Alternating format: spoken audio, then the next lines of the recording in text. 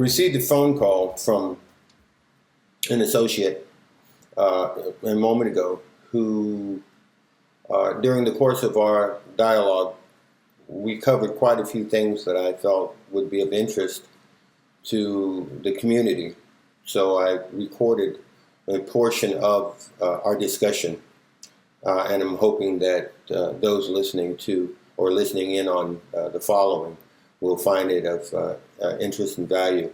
We touched upon things such as religion, what that actually really means, religioning with oneself, and that is a process that one is actually doing when they're studying. It's religioning themselves with the forebearers. We went into the application of general writs and the importance of cover letters for writs, and how to proactively initiate and establish favorable direct communications with judges, as well as proper manner in which to establish, again proactively, favorable outcomes with communications with clerks of the court, and not just clerks at the court, but clerks of the court, as well as how to secure due subsistences such as food stamps or health care, dental, and things of that nature, utilizing only your Moorish credentials. And, excuse me,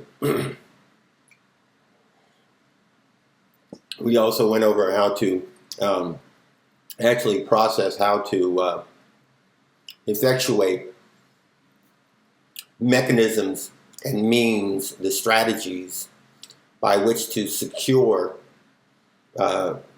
documents from the court, just as one would go to a hardware store to get a tool that you need to use in order to, loosen up a screw, and to take care of something that you need to do, or for the maintenance of something.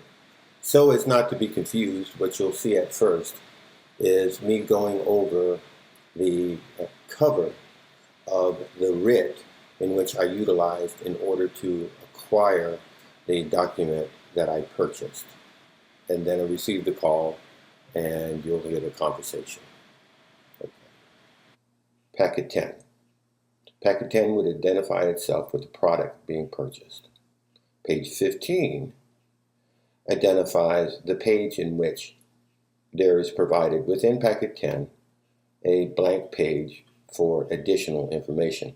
And in view of the fact that what I'm providing and submitting is in lieu of that information that would otherwise go in the blocks. Now, things that go within blocks are meaningless. All right? So all of my information, in view of it being pertinent, is outside of the box. So I begin with packet 15A, and then subsequent pages after that, whatever many pages I need to use would be subsequent 15B, 15C, and so forth. All right, so going on. In the Circuit Court of the 8th Judicial Circuit, in and for Alachua County, Florida. Now the case number, not yet assigned. Division, not yet assigned. Probably could have looked it up, but it really didn't matter for the submission, because that'll be supplied by the court clerks when they docket the case. In re, name change slant correction of. Okay, name change because that's the name of their packet 10. Correction of is relative to what I am there for, my proceedings.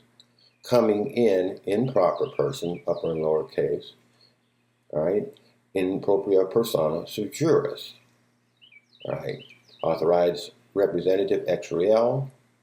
This, in their records, is how they have historically identified me unrightfully, all right, non de jure. All right, so, and all rights reserved. And this is a correction of error in connection with name correction. In the natural person in law, Jonathan Bay, Indigenous and Aboriginal Moorish American, Authorized Representative ex rel. Jonathan Renard Smith, being duly affirmed, standing squarely in my proper mind and person, do declare and respectfully proclaim for and on the record that all of the information provided herein and herewith is, to the best of my knowledge, absolutely true on all accounts as presented. With the change of name questionnaire form 12.900H, cover page itself clearly and rightfully acknowledging that it, quote, is not guaranteed to suit all circumstances, end quote, combined with the inherently unavoidable, unusual circumstances of my case and the manner in which the extremely relevant facts of my unique circumstances must be presented, I respectfully adjure, now that would mean urge, your indulgence and equitable consideration with respect to the manner in which I must first present the extraordinary facts delineating why, in the particular circumstances of this case, the term name correction is being utilized. All right? So what that does is that, first of all, identifies that everything that I'm about to present here is true to the best of my knowledge. And secondly, it identifies as to why this is being presented in lieu of, or sets up what is about to be explained, why it is in lieu of their form, which is a form number 12.900H, which is for the court's packet named or called name change. But mine is in lieu of, and mine is a correction of error in lieu of the name change. All right? Okay. Well, the call to action, as you know, is providing the language articulating the character, demeanor, and acumen of those individuals that would need to come together with that peculiar Moorish acumen in order to, under proper quorum, bring about those articles which will be substantial enough to reanimate the governance and set appropriate and correct a means and mechanism by which to operate and function in a proper government capacity. And once that is secured, then there would be bodies who would deliberate upon the question as to what monetary mechanisms would be utilized in order to bring about the restitution for the rebuilding and reconstituting of the empire. And that is how one reanimates an empire. So that's why the call of action has been sitting there for a couple of years now, awaiting those to bring these things into fruition. And now that we have the mechanisms by way of MOOR book and activemoors.com and these other vehicles in which there are now cyberspace-based vehicles, mechanisms, rooms, and environments by which these quorums can come into form, those excuses are really on the wayside at this juncture. It really boils it down to, at this point, whether or not they have the sincerity to, just letting the dog out, whether or not they have the sincerity to put the energy toward doing that in which the Europeans Continental Congress did initially for themselves. And it won't be until such time that that occurs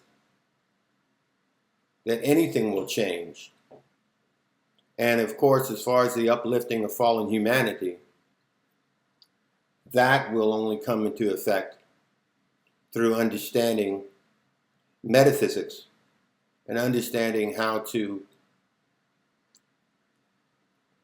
manipulate the physical reality, this objective reality, from its superset, which would be the subjective reality, that which is the realm of spirit.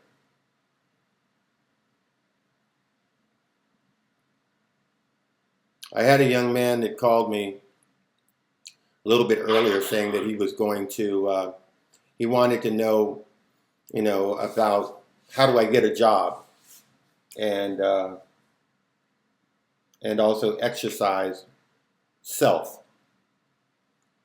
And he was asking, I can't get a job because, they want me to show my, government ID. And I told him, first of all, in order to exercise self, what you have to begin to exercise is common sense and practical, clear thinking. You have to start using what would be practical, what makes sense. What is most important, I told him, was the subsistence and his responsibility to take care of himself, and if he has a family or children, to meet those needs and responsibilities. As far as the other matters of ID and how to navigate those processes, as far as one's employer is concerned with, because you're not going to walk in there and have some type of epiphany occur where there's going to be some type of magical paradigm shift in the mind of the European, and he's going to say, oh, wow, yeah, well, now I know why I should hire you, because you just explained to me that you're a Moor.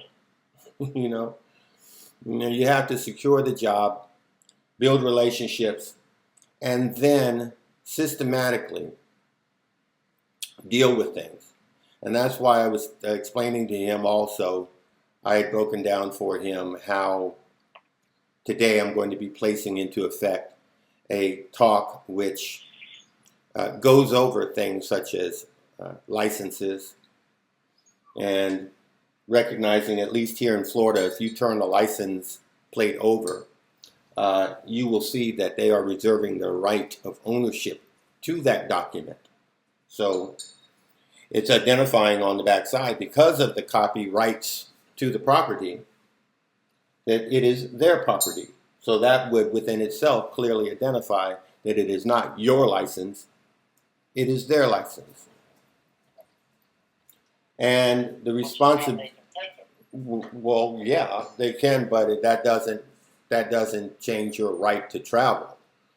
Now, if you're going to have a commercial business of operation like a trucking company, then you do need to have the proper license for something of that nature in commerce. However, when you are just traveling about to go see, auntie, or to go to the store or for entertainment, relaxation, or whatever it is that you want to do, you have a right to travel upon this earth in any manner that you wish without being stopped by, the civil armed forces to check whether or not you're carrying their property. Now, the responsibility still lies and is incumbent upon the individual to do unto others as they would have others do unto them. In other words, be responsible in assuring that you have insurance in order to make someone whole should you damage them or their property. And to have insurance until such time that we have those Moorish infrastructures in place, those wholly owned institutions which are independent and self-sustainable by Moors, such as our own insurance companies, we need to still be responsible to ensure that we do not devastate someone's life with our vehicle. That's being responsible. So, what would you say knowing how to navigate in the system, their system? Well, would there be a right way of looking at it or commenting behind it? Because you're right. I mean, even though if you are more, you're driving or traveling upon the land. Yeah. But you have to be responsible traveling on this land as well. Right, exactly. You have to be responsible in anything that you do, walking down the street. You know, because it is all about not bringing harm nor injury to another. And conducting yourself responsibly is ensuring that you are insuring someone else that you are going to be, that they are going to be insured not to be left less than you found them. And that's responsible. That's standing on a square. Okay, and that's having straight spine. That's proper Moorish acumen. Okay, it's not responsible to say that I don't need to have insurance. And since the system of the insurance systems require in most circumstances that you have a license, then that's incumbent and becomes part of that responsibility, unfortunately. But you can always, when you sign it, reserve your rights. Just as you can reserve your rights with any type of agreement that you may enter into, but it doesn't really matter, doesn't really mean anything because, as I said, it's not your property, it's their property. And it's not giving you any, someone can't give you the power that you already have. That's like people talking about that they feel as if they'll be tricked back into being under their jurisdiction. No. If you reserve your rights, then your rights are reserved. Okay? And if you have made an allegiance and proclamation to your nation, no other individual, man, person, entity, whatever, can change your heart, your allegiance, that whom you have placed your faith in. But in reality also, the Supreme Court within itself has already said that there's actually no European citizenry for all intent and reality, because they said that the government does not have a responsibility to protect the individual. Well, citizenship is an exchange. It's of the individual citizens exchanging their loyalty to the governance in exchange for protection. And if they are saying that they have no obligation to protect the individual, then the individual would have no obligation to be loyal to an entity who is unwilling to protect them. So I also explained to him that I'll be going over the documents and showing how I was successful in purchasing, because you know how I consider the courts as being similar to a hardware store. That if you have a need to try to get a bolt out of the wall, or that you need to hammer something, or you need a particular tool by which to make something easier for you to effectuate, then one would go out and purchase it. And the court, as a instrument of commerce is no different, in that we go there and we purchase the documents that allow for us to do things, such as the document that I purchased that allowed for me to, in fact, operate all of my business in my proper name, as the prophet had instructed us to do. And by purchasing an order which clearly shows me coming in full life and leaving in full life, that court order is not an order to me. It's an order to their citizenry and to those corporations, be they banks or municipalities, to address me as the order states, as Jonathan Bay in upper and lower case. But of course, that came through that thing called patience and understanding that there are always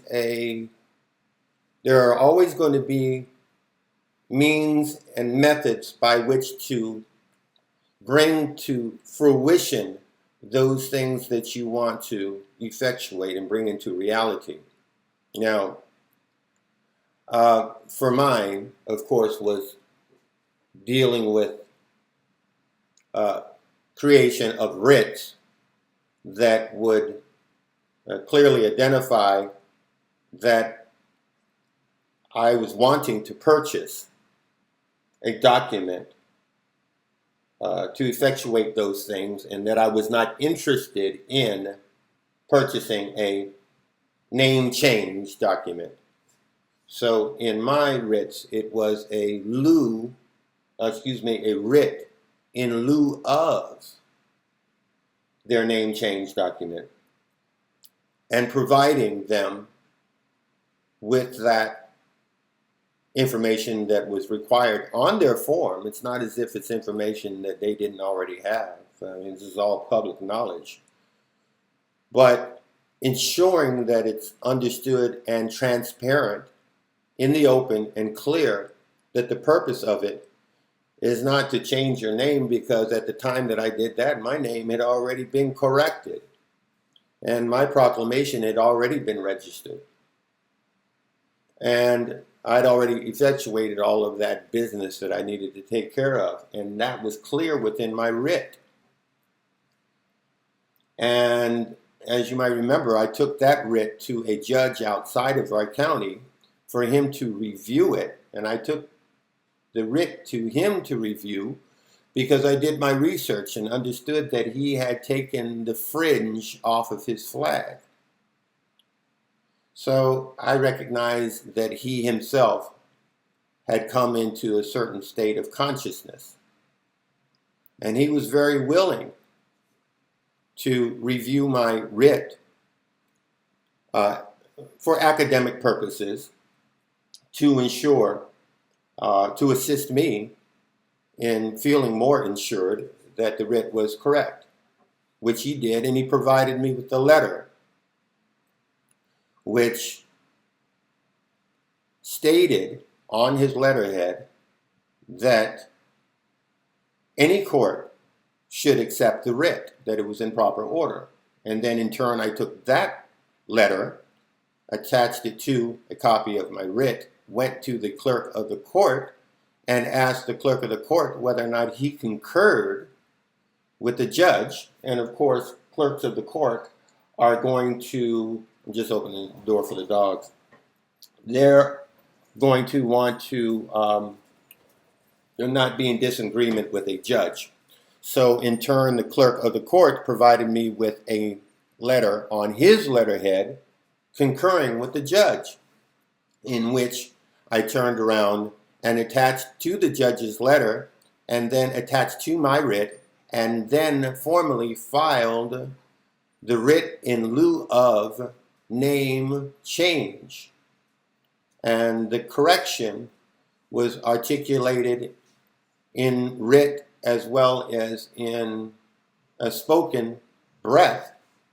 And I informed the judge or the person who's standing as judge, that what I was providing was for them an opportunity to assist in the removing of a stain in which their forebearers had placed upon my family, and that from their seat of their municipalities' governance, they have the ability to allow for me to purchase this product that will ensure for me those things which I need to effectuate in business with banks and the rest of it, that I would be able to do my business in proper person. And as a matter of fact, she, the judge, asked whether or not, well, Mr. Bay, would you also like for me to change it at the top as well as bottom? Because I explained to her, as well as it being in my writ, that this is a matter of orthodoxy within my religion. And of course, religion is realigning, reconnecting, religioning myself to my legion, my forebearers, that this is a process of religioning, of religion. And that through this orthodoxy, it's mandatory that I not allow myself to be identified as anything other than human, flesh and blood, improper person. And she looked at the bailiff, looked back at me. Bailiff kind of shrugged their shoulders like, never heard that one before, and kind of cocked her head like the RCA dog, like, oh, that's new.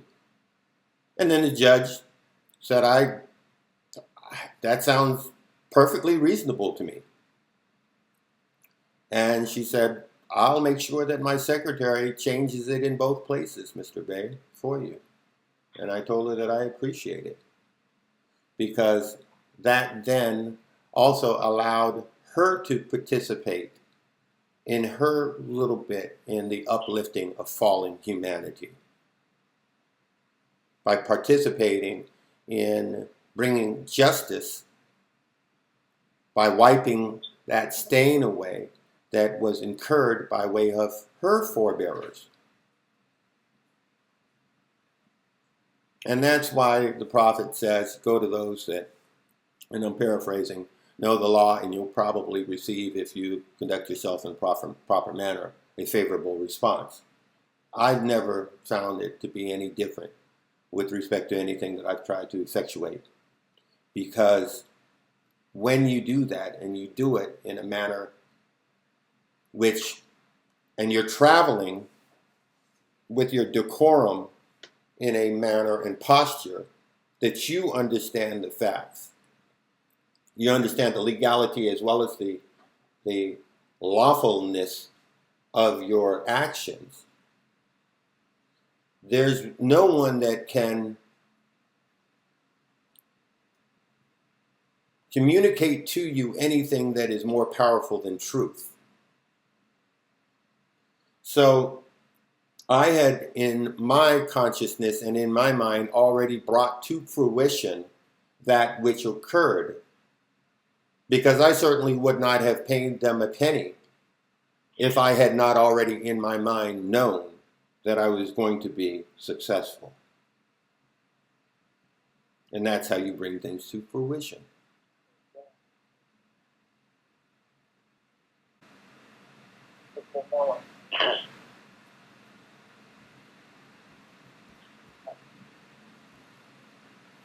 And with that being said, I know that as I continue to study, as I continue to listen to action, I'm going to know what you know, because I want to know.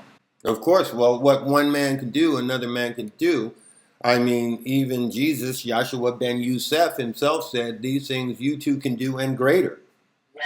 And that's what our prophet, Noble Drew Ali, was explaining to us, is not necessarily that we can aspire to become a, an upright citizen, one who knows himself in the manner in which he did, he was also saying that everyone has an opportunity, has the power within themselves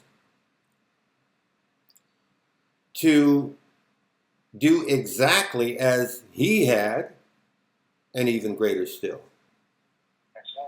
Because you can't be an example if someone cannot, in fact, come to the same level as that which is supposed to be the example. So I'm also, I was explaining to the young man that with respect to the summons that I received for the jury duty, that I explained to the clerk of the court that it would cause an automatic carriage of misjustice, because what would be happening is whomever would be prosecuted would not be allowed their due process under law constitutionally, because the Constitution states that they would be entitled to a jury trial with a jury of their peers. And me not being a peer, they would have the right for an automatic redo, appeal, as it were. And that would be a hardship on the state, economic hardship on the state, if they were to have me sit in that box, because it's going to be an automatic mistrial because I'm not a part of the jury of their peers. And after explaining that to them, they said, no need for you to show up. They sent me a note that took 1 day to get to me. I hand carried my note over there to them at the end of the work day, around 5 o'clock. And the next morning, I had in my mailbox a note from them saying I don't need to show up. That you don't need to come. That's right. Now, I just want to make sure that I got that clear. Now, when you say that I am not at their peer, and that is because you're not under their jurisdiction. Is that right? Well, that is correct. But okay. What it is even more stating is that a peer is one who has, in whatever manner, their consciousnesses are like-minded. Now, for all intent and purposes, in reality, if a Moor goes into a tribunal, there actually should be no one other than Moors trying that individual.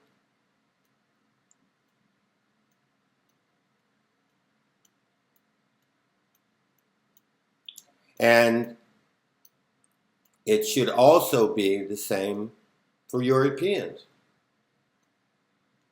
And what that does is it is trying to ensure that there is a fair and impartial jury. That's just like in the Constitution, Article 1, Chapter 2, where it says that no one shall be elected to an office in a state in which they are an inhabitant of the office in which they were elected. That's also to ensure that there's, that impartiality doesn't exist. That in fact, when they're working for and in the capacity of their office, be them a senator or congressperson, that they are acting on behalf of the people, not on their own self-interest. And then their colleagues would be entrusted with the same responsibility. But very few people look at that particular clause. Because the way that it's set up right now, if you look at it, it means that they're all disqualified. But there's a lot of things like that if you take your time and you look at it with a fine-tooth comb, and not just read it, but study it. That's a problem that we often have, is that we'll read things, but we won't study them. We won't slow down to think about what the words are actually saying. And when we do that, even with the Constitution, and that's an example, we can see how, before we even too deep into it at all, that's Article 1, Section 2, we see that there's something wrong there. So it's dealing with practicalities and dealing with, common sense that will do the trick every time. Absolutely do the trick every time. That's why when the young lady had called concerned about her food stamps through the WIC program, that basically, all one needs to do is a similar manner in which I was able to obtain my healthcare coverage by showing my Moorish documentation, and that's all. And of course, invoking those powers within the UN Declaration of the Rights of Indigenous People to support my documentation as Aboriginal and Indigenous, because that's an agreement that is the senior signatory is this particular corporation. So likewise, she was able to apply that in its same manner. And she received within 3 days something that she had been trying to achieve for about 6 to 8 months with her own documentation. Because that document, the UN Charter, that agreement, that accord, is not ancient. It was done within this administration. Because President Obama probably knows the Constitution better than any person on this planet. He was a constitutional law professor at Harvard, and was also the dean of the Harvard Law Journal. And with him having the expertise of constitutional law, he understood by effectuating that charter, the United Nations Charter of the Rights of Indigenous People, was effectuating an effective contract, an agreement between us and an entity wherein prior to that, no true agreement had existed, because those governances prior to the coup of 32 and the government before that, we in actuality had no, constitutionally had no agreement with. And the original founders of their body politic, well, they had been placed into not just a state of dormancy, but for all intent and purpose, eradicated. And eradicated with them was also eradicate whatever promises that they had. So embodied within the UN Declaration of the Rights of Indigenous People, that's not something to just academically continue to just hold classes on. That's actually something to employ. You go through the information era and then you go into the application era, where you actually apply things in a functionary manner to bring about those things which you need to achieve.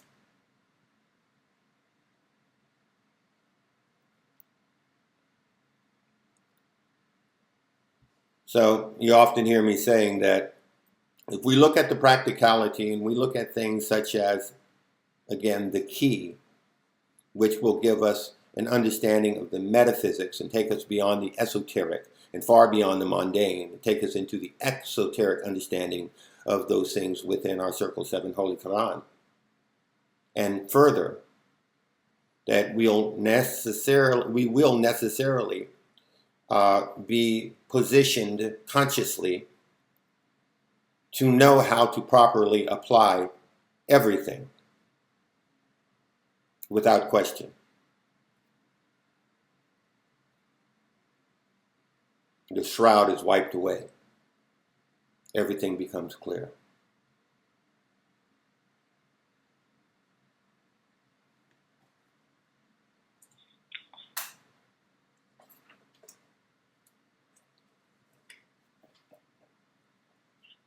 Again, and I use that word navigate, it's just knowing the friendship peace and treaty is stated right there, the U.S. Constitution, all of these things that are in place today that we think that is so against us is really for us if we know how to look. Well, sure, the Constitution initially was to ensure that they acted in a civil manner, civilized. And it was a blueprint of how to conduct themselves parliamentarily as well as civically in society. Because we have that two-sided emblem, the seal showing the dominant or principal side with the pyramid, and the subservient side being, or the tails side, as in heads and tails, being the one in which you see the president sitting underneath the eagle. That is theirs. Ours is the empire's symbol on the opposite side. But the Constitution was for them and for them to conduct their affairs. But it's still extremely important for us to know and study every aspect of it and to know its limitations and where it stops and what is real and what is not real as far as the amendments, if you're talking, the 14th Amendment and things of that nature. We should understand that because it is an important part of history.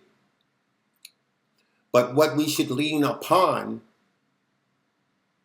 is the international treaty that is more recent and in effect signed and entered into by this current administration.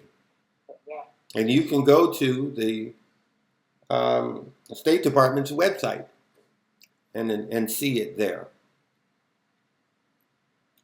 And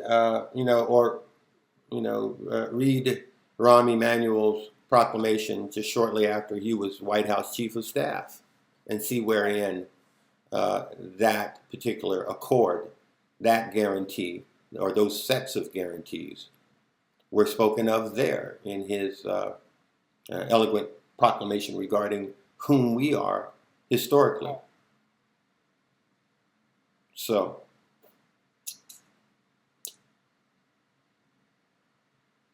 and you're providing the information right there for you to do it. Yeah, well, I'm hoping that it'll be received well, and I'm hoping that you'll allow for me to use what we just communicated, because I went ahead and recorded it so that I wouldn't have to go over it again. So hopefully I have your permission. Absolutely. Great. Without question. Great. Okay. Absolutely. All right. With the capital A. Great. I appreciate that. It is an honor. I appreciate it. Because you give me so much. And every time I think I got a handle on something, it's a really quick at home. Well, keep me abreast when there's a new one coming out. Did I see on your website that you have t-shirts and things of that nature out now? Any entrepreneur, anyone who is gone through the process of proclaiming their nationality are all welcome to advertise for free in that venue. And everything else that is at the Moorish directory, as you know, is free. The app, the key, the timelines, and everything that one might come across there. And the same thing with respect to activemoors.com, as well as MOORbook, which provides actually even more functionality than Facebook at this point in time. And the way that someone can utilize that site is simply by sending a invite request to to MOORbook, just like it sounds, MOORBOOK,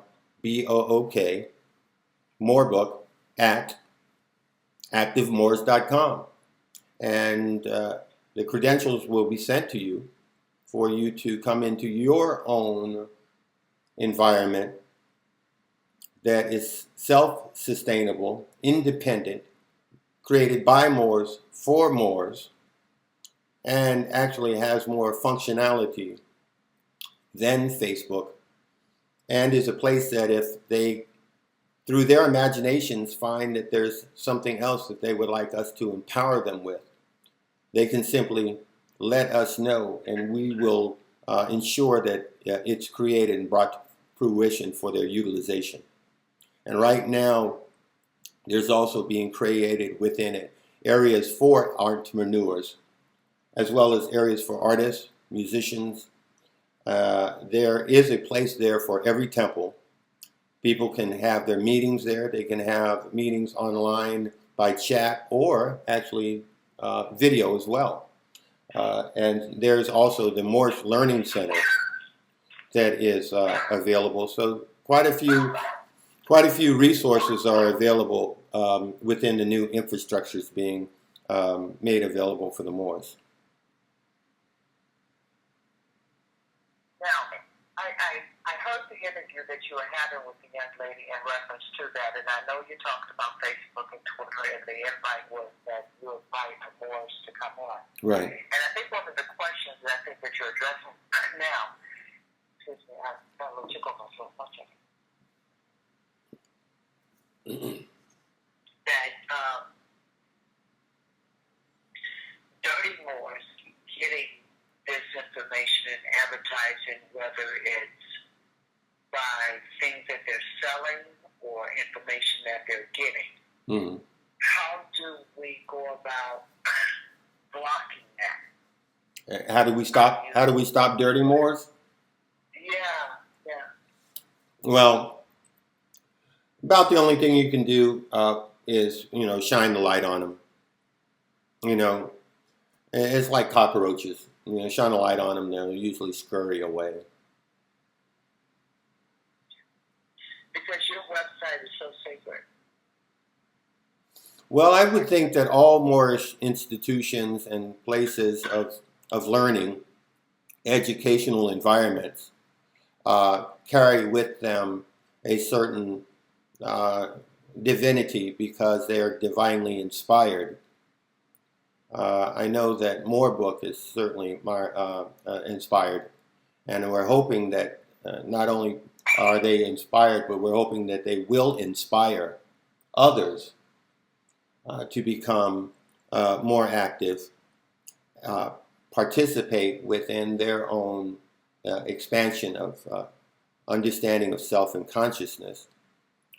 But for those who would take advantage of the information and twist it into a mechanism of commerce, as you were suggesting, about the only thing we can do is, if we recognize it, if someone were to recognize something out there, we would just hope that they would be able to report that to us.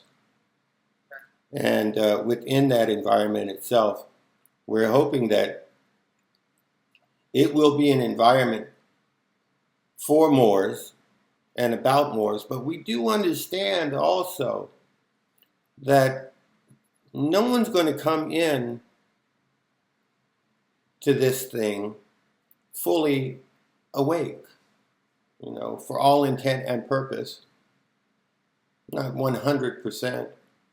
And there are increments, levels, and stages, degrees of understanding with everything.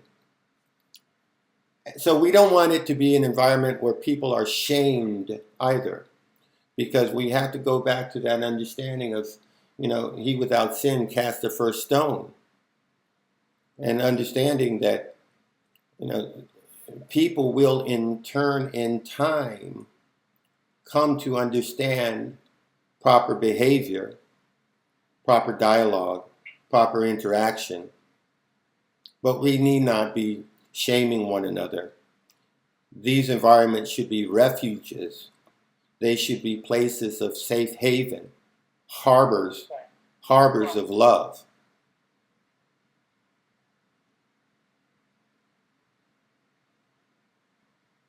So we just have to be on the lookout with each other to make sure that poison is not a part of us. Sure, just be vigilant. Yeah. All right. Well, as always, you've given me a lot. Good. Well, I'm always very glad and always honored to provide whatever information I can. So, Jill, Jonathan, I just say thank you. And I'll be preoccupied for the weekend with this information. Indigenous phrases.